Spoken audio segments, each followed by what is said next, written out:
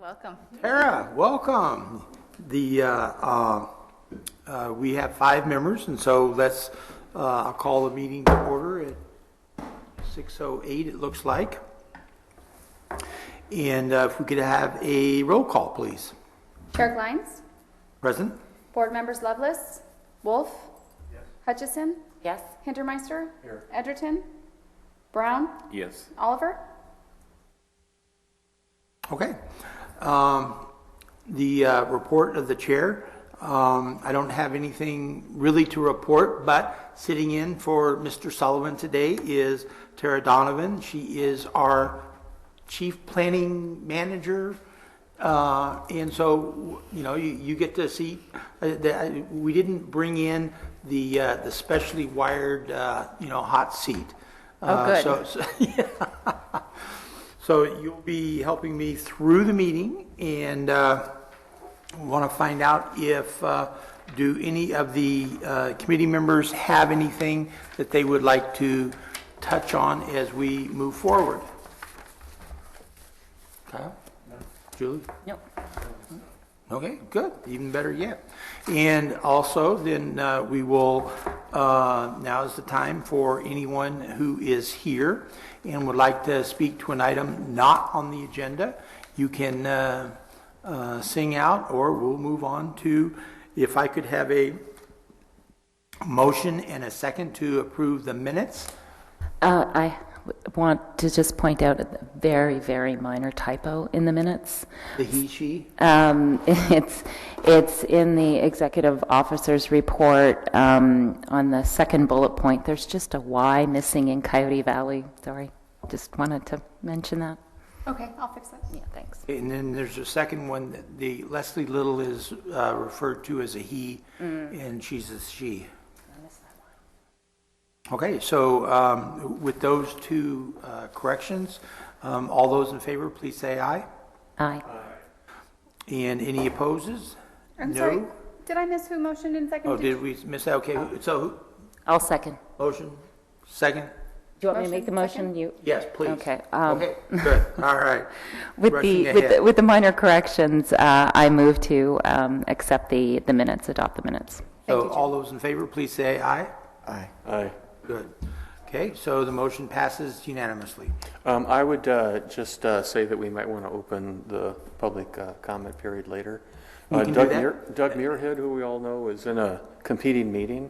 Okay. And he's hoping to finish there and then come over here a little bit later. I don't know if he has anything to say. Would be but- glad to, in the interest of hearing from folk, more than happy.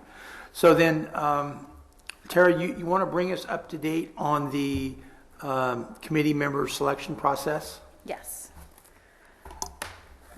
So as you know, we have a vacant seat on the Public Advisory Committee, and we started soliciting folks back in May, and both through a listserv, and then we also requested that our implementation and governing boards reach out to their different constituents, and then you guys as well, reaching out to the folks that you know for the position. We received a total of 7 applicants. 3 were considered qualified. We moved 3 to interviews. 1 was a no-show, and 2 were interviewed. And Walt, Ed, and Jill Ross all interviewed the 2 that came in, and we selected Danielle. Danielle Davenport. This is what happens when I rely on my memory. Danielle Davenport. She is a career professional in the technology industry. Looking at her resume, I was not part of the interviews, but looking at her resume, she's very accomplished. She served as an executive on several national and international firms. She has started her own funding group for startups in the Bay Area, and then now serves as a strategic advisor to a startup, essentially a startup. So she, came from kind of our core Silicon Valley company, Hewlett-Packard, and has worked with a variety of different firms over the years. And I think she is a good representative of the kind of Bay Area business community here. So we've recommended her for appointment to the PAC, and that will go to the board in September, and her first meeting will be in November. Hey, Do you have anything to add since you well, were? she's a San Martin resident and a bit of a family. She has daughters that are 14 and 12. And she will also be on the ballot in November for District 6 on the Gavilan College Trustee Board. And she has more energy than my 5 and 3-year-old grandsons. I mean, it's amazing. She's like the ever-ready bunny. And it was interesting that of the two, both candidates were absolutely outstanding. The other candidate, he found out about us through a note that Leslie Little put on Nextdoor Crestwood, and that is how he found out about it. And so, and when I gave a report to the implementation board, I noted that because that's something that, as we move forward, I really think that anytime we can take advantage of social media and just, even posting on Nextdoor, meetings coming up with the agenda, that kind of stuff, because, it's the Morgan Hill total network is about 13,000. So, that's great. Okay, any questions? Okay, and then she'll join us for our November 3rd meeting. And then presentation by the Nature item number 3. Presentation of the Nature Conservancy on the Pajaro Compass, a network for volunteer conservation. So we're going to table this one to the next meeting. Okay. They were not able to, or she was not able to make it to the meeting today. I read the report, and the one question I had is it doesn't seem, or one of the questions was, they don't talk about residential or commercial / industrial growth and the demand that is causing the demand for water on the watershed, and truly the Pajaro watershed is in a critical deficit, and we, the greater community, are going to have to do something about that as we move forward. So the item number 4, burrowing owl. Could I just ask a Yes. question about the previous item? Whenever this comes forward again, I think what I would like to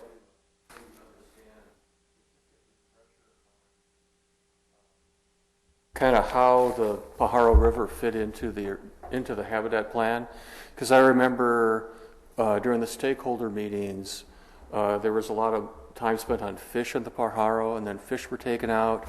And then we had a bunch of wildlife corridors that were identified, and they were prioritized. And I think the Pajaro was kind of lowered in priority. So I just wanted to get a general feeling about kind of how the habitat plan currently views the Pajaro watershed in conjunction with that report. And maybe they'll try and talk about that. But And if she's not, I'll address it. yeah, okay, thanks.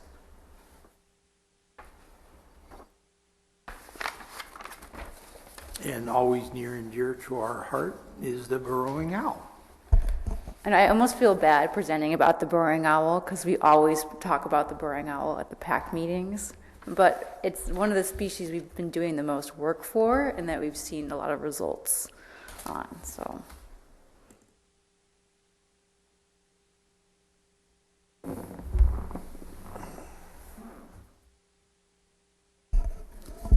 Okay, so today I'm going to talk about our most recent management agreement that we've entered into with the City of San Jose at the San Jose Santa Clara Regional Wastewater Treatment Facility. Jess, you're a new face to me, so I don't know how much you know about the burrowing owl conservation strategy. And Well, I mean, this is my third meeting, so I've heard just things from the last two. So. okay, so I'm going to go in a little bit about the background of the strategy. It could be a refresher for the rest of you. Our public doesn't seem to be, they don't know about it. Then I'll talk about the regional wastewater treatment facility itself, what we're hoping to do there, and then how this fits into our permit requirements and the status of them. Okay. Besides being the cutest bird, the burrowing owl is one of the 18 covered species under the habitat plan. It's a state species of special concern, and it's protected under the Federal Migratory Bird Treaty Act. They're small owls, they're less than a foot tall, and they're found in dry, open areas with low vegetation, and they live underground in burrows of mammals. So you commonly find them alongside ground squirrels. They eat mostly insects and small mammals. Occasionally they'll munch on a frog or a snake. Their mating occurs in the springtime, and then their young owls fledge in the summer. There's generally 6 to a dozen eggs. They may nest alone, or they may nest in groups. So at the beginning of the 20th century, burrowing owls were common throughout the Bay Area. In the 1990s, we were already seeing a decline in their numbers. There were in Santa Clara County, there were 120 to 140 breeding pairs across 12 locations. Last year, in Santa Clara County, we had 21 successful breeding pairs across 4 locations. So you can see there's quite a decline in the species in this area. So the declining trend was noted during the habitat plan development.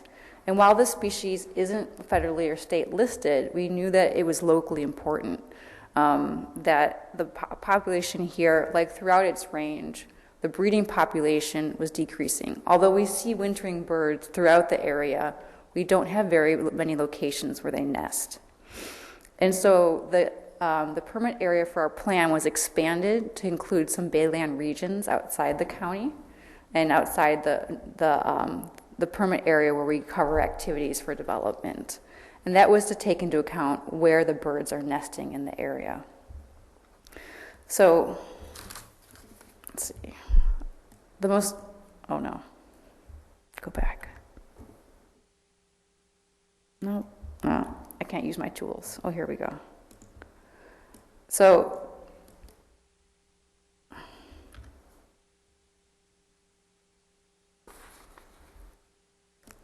this northern region here, we call the North San Jose Baylands region, and that's where we have all of our known nesting pairs. In this area, we're focusing our efforts to enter into management agreements of the existing bird colonies, as well as looking at areas where the bird has the potential to nest as well. This is where the large focus of our conservation activities are. The second area of focus is the Gilroy region, which is, there we go, is down here. We do have nesting burrowing owls in San Benito County, and we're trying to lure them into Santa Clara County. And we're trying to figure out how to do that.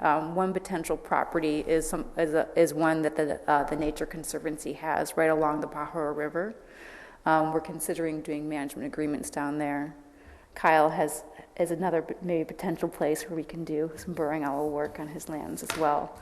Again, burrowing owls were known previously, but we aren't finding evidence that they're breeding in our county. So that's our second area. Then the South San Jose and Morgan Hill regions, we're really looking for stepping stone areas. So areas that could be attractive to birds. They may not breed there, but could provide potential habitat for them. So those are kind of our 3 main areas of focus. Okay. So the success of our program is really driven by our volunteers and consultants. We've established the South Bay Burrowing Owl Network, Survey Network. These are folks that manage our own lands in the South Bay area that have burrowing owls in their volunteers. We've worked with Audubon, Lynn Trulio, Deborah Kromzak, and Phil Higgins to conduct research on where burrowing owls are overwintering and if they're staying here to breed. And then our consultant ICF has helped us create management agreements as well as to conduct outreach and coordinate our stakeholder group. So our program goal overall is to have a stable and then increasing population over time. And to do this, we need to recruit 1.5 breeding pairs or 3 owls into our area annually.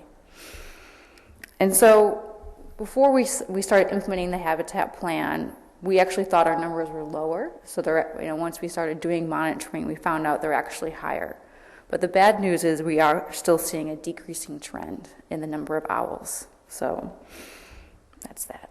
So we have kind of a 3-tier focus of activities. So there's Tier 1, Tier 2, and Tier 3 activities. Tier 1 really focuses on managing and protecting existing populations. Tier 2 is looking at those potential nesting sites and increasing the suitability of them. And then with both of those tier activities, we conduct monitoring of the breeding population. And then Tier 3 is kind of more invasive actions that require approval from the wildlife agencies. And that includes doing captive breeding, double clutching, and then also supplemental feeding of burrowing owls. Right now, we're looking to see, can we start doing those Tier 3 actions before it's too late? So early next year in 2017, we're going to do an expert workshop to bring experts from around the country on burrowing owls to see, what more can we do for the owls, what has been effective in other places. Okay. So the reason I'm talking today is talked about the regional wastewater treatment facility. I first knew this site as Weepy Seepy. It has changed names. I'm trying to do and that standard for the water pollution control plant. I'm doing my best to call it the regional wastewater treatment facility, even though it takes forever to say that.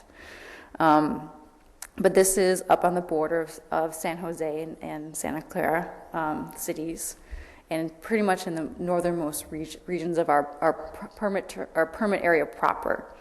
This is the location where we have the best breeding owls right now. They've been doing 4 years of active management. It is the only location where we have seen an increase in nesting success. It has been managed by the Audubon Society. And we've been trying to work with the water treatment facility to get their property under a management agreement. So lucky us, the city of San Jose has 4 capital improvement projects, and they do not want to pay the burrowing owl fee. And so we talked to them about doing both a management agreement and a conservation easement. So right now, they'll be enrolling 72 acres under conservation easement, so that's a permanent conservation easement, and then we'll have an additional about 120 acres of management area. It's a total of 201 acres. You can see on the map in that red hatched area is the conservation easement area, and the red outline is the entire management area. So it's the majority of their buffer lands they've been currently managing for burrowing owls. So you might ask, they've been doing good work there to date, what's going to change? Well, not much. So we plan on continuing to do the management that they've been doing at that site, providing our own, but instead of them providing the resources, the Habitat Agency will.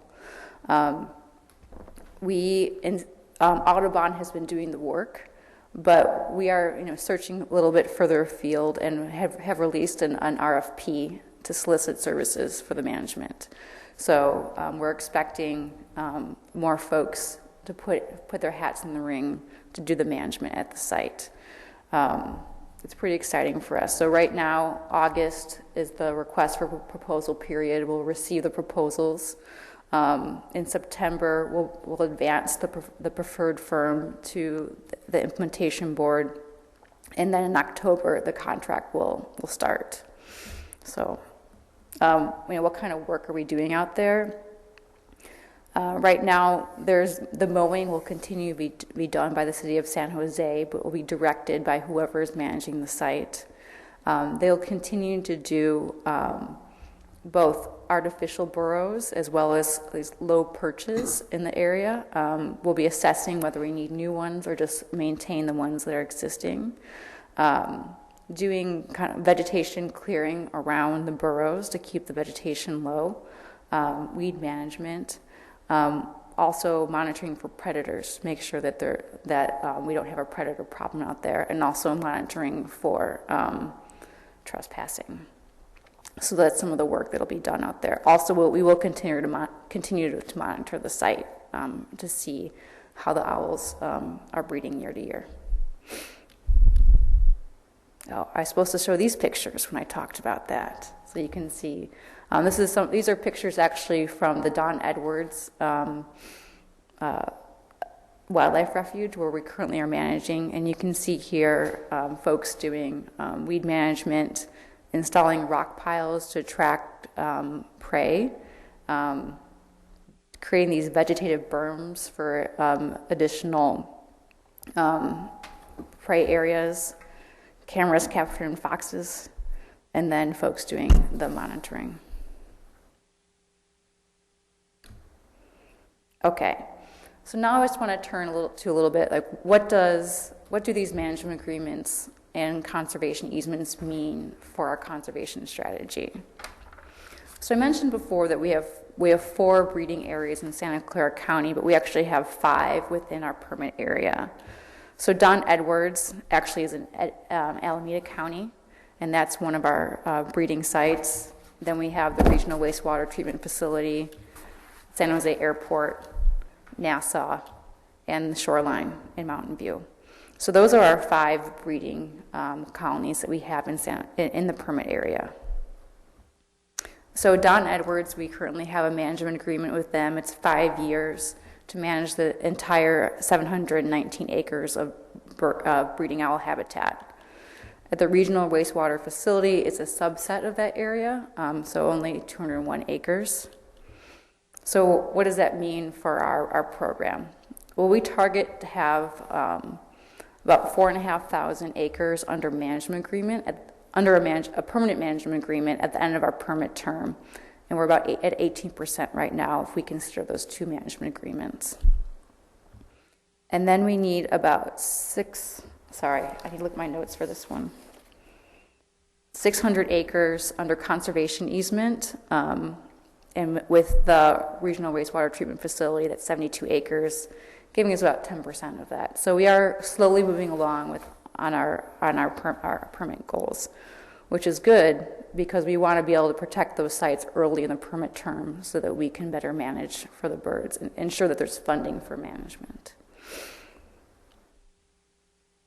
That's it. Any questions? Go ahead. Dan? Oh, I'm sure Jan does. Yeah, I think I got a bunch of questions. So one question I was curious about was whether, so when you mentioned these numbers that we're trying to achieve at the end of the term, and our current percentages, or this 3 owls per year goal, are there any triggers along the way along the 50 years that if we don't meet some number along the way, that something bad happens? We're already considering that. So we started kind of with the owl from a bad place. There's not as many breeding sites in the county.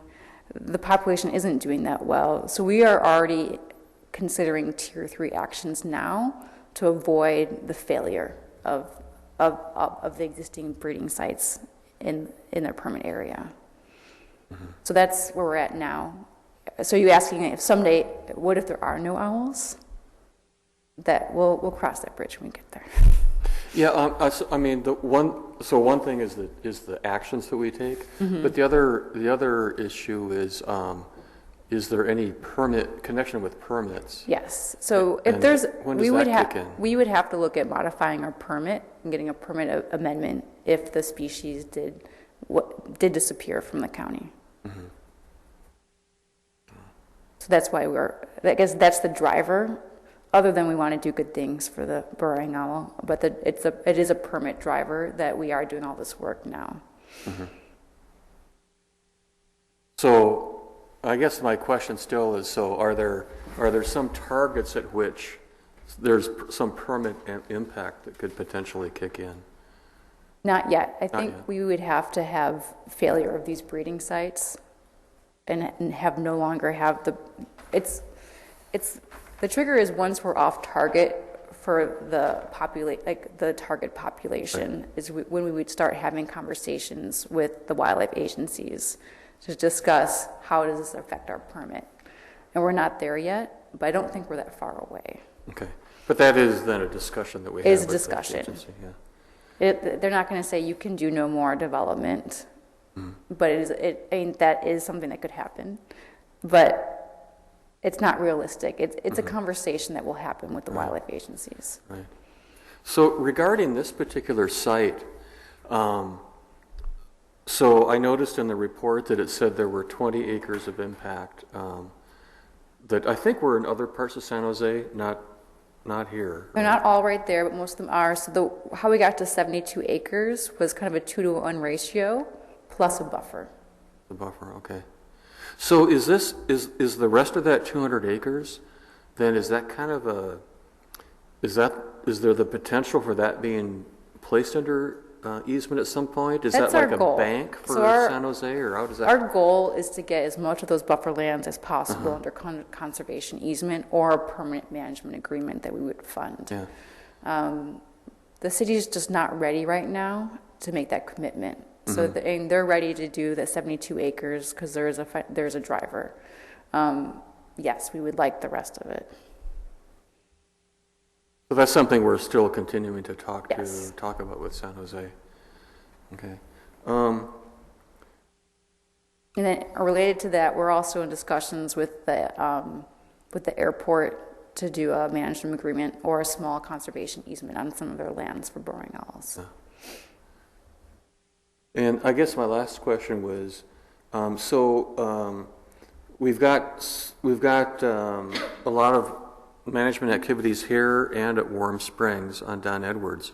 So are we getting any useful information going back and forth? Kind of we're learning in one place that we can use in the other, or are we doing any experiments in management techniques, or Yes and no. I We kind of have a standard toolkit of techniques that we're applying at both places. For some reason right now, the regional wastewater treatment facility is doing really well. And Don Edwards, we're doing the same sort of management out there, but they're not doing as well. And we don't know why that is. And so it's more of figuring out why are these not working there. Okay, thanks. Yeah. Other questions? Yeah, you mentioned that there would be an expert workshop or meeting, and I was wondering, will we be informed of that? Is there an opportunity for any of the PAC to attend it, etc.? Yes. Yay. I will invite you. Thank you. Yeah, we're thinking just because of scheduling experts coming in, they need a lot of lead time. And while we've now identified who we want to invite, early next year is when we're going to target the meeting. Great. So I've been out with Deborah and Phil on a number of trapping expeditions, and we've been successful sometimes and sometimes not. And it's a little bit frustrating to see the owls out there in the wintertime, and then they're not there during the breeding season. So you said you were trying to attract them up from Hollister, other than putting a sign out that says "Owls Welcome." What specifically are you going to use to try to attract owls? Because they don't seem to want to breed in Coyote Ridge and along in that area, yet they do up in Altamont. I think those are some of the questions we're going to raise to our experts that come in. I mean, just part of it is making the area more attractive, so keeping the grass lower, making sure that like a grazing regime that's in place maintains a low vegetation that the owls like, is one way. We can't actually like kidnap them from San Benito County and bring them over. I understand that. But that is part of what we will discuss as part of our Tier 3 actions is, can we move owls around? And so that might be something we consider. Well, short of moving them, what I'm trying to figure out, because some of the lands that we manage have owls on them. Okay. And we would like to implement, whatever procedure, especially on Tulare Hill. We have 3 there every winter they come in. So you're saying this conference or get together, hopefully you come up with some processes or procedures that can attract them there during the summertime? And that might not be possible. They may be like, I like to liken them to Midwesterners, where we winter in Florida. But they may come here for the winter and this is not where they go to breed in the summer. But that is one of the questions you'll be looking at in that Yes. conference. Okay. Yes. Okay. Cool. Is it too simplistic or even realistic if we could, harvest surplus in another area, kidnap them and bring them back? That's something we consider, not kidnapping them. But yes, so one of the things we're looking at is captive breeding and release. So we've talked to the Saratoga Center to see if they would be somewhere we could work with them to do a captive breeding, and that would be captive breeding and then releasing them onto a preferred site. And I think when this topic came up a couple of meetings ago, there was talk of somewhere in, I don't know if it was Riverside County or somewhere in Southern California, where they have a little bit more success than we're having here. So what do we learn from there that we can practice here? That's a good question. I can look into that. You want some insight? Because they came and checked our ranch, because we had them about 8 or 10 years ago. And so when he came and he looked and he goes, what really changed? And I go, well, I haven't changed the grazing or anything like that. But then I started thinking, my new neighbor is Co-Park and Fish and Game, and they don't graze anything. So when probably my grass was high, they went next door to that ranch that was there. So you have 100,000 acres on that hillside that probably used to house a lot of owls that moved around and stuff, and now they don't. And the property that open space down, or Nature Conservatory has, borders open space that owns the development rights.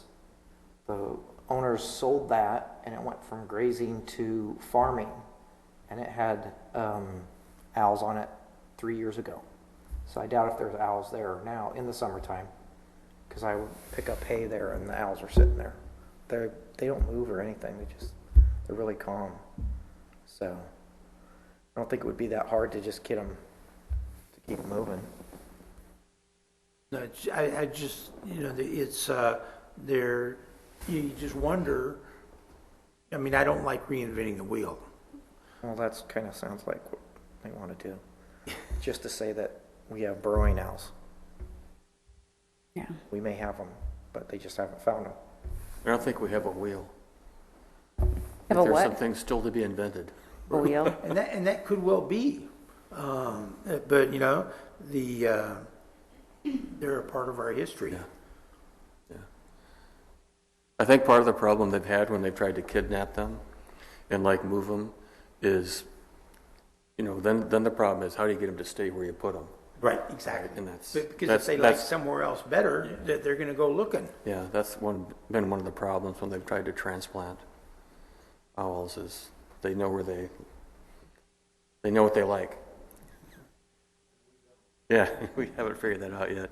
But some of this grass, I mean, that's a really interesting kind of thought that maybe just more management of even land that's not necessarily breeding habitat, that's foraging habitat. Yeah. Might help. Actually, that was one of the questions I had. I mean, because when in the report, when there were these there were like 8 items numbered, 1 through 7 or 1 through 8 or whatever it was.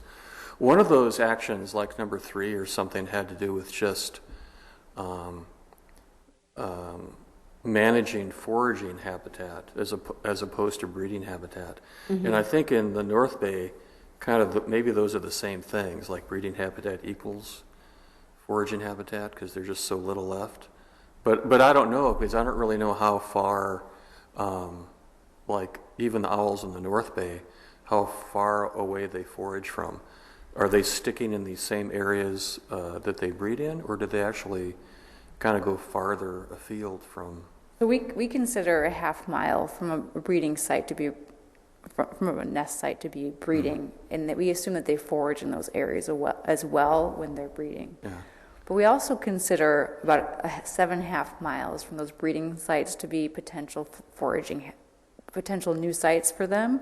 So my guess is, I actually don't know specifically, but we are looking to manage these other potential sites for the owls, for them to either forage there or establish new nest sites. So we are looking to improve, to like do mowing and create artificial burrows and encourage squirrel colonies to establish in these other sites where we think are suitable, but there's no owls there. So I think it is fair to say that they do forage a little bit more wide-ranging than the nest sites, but they need that kind of near foraging habitat during that breeding period. Does the Don Edwards property have wild turkeys on it? I don't know. Oh. Why do you ask? Oh, I was thinking of competition, because that's probably one of the reasons as well at our place, because the numbers of wild turkeys exploded. And would you say that wild turkeys are on the increase? Oh, yeah. Yeah, because I was going to say at the Gavilan Gilroy campus, we've got 40 to 60 in more than one flock. And those things are just prolific. Before the drought, it was really bad, but it's kind of leveled off now. Other questions, observations? Okay, so that takes us to the end of the agenda. Does anyone have anything that they would like to have discussed at the November 4 meeting? Lines, I've added item 3 to the future business Okay. for the next meeting. Oh, right. Okay, good. Yes, thank you. Anything else? And seeing no additions, and if no one has any objections, we will adjourn at 6:45, and Mr. Oliver should have been here today. Thank you. Okay. Sorry, it took me 35 minutes. Yeah. Could not believe it. Yeah. Now you can ask me the real questions. Thank you for coming today. And just, I came up from Gilroy, and it was like 25 minutes.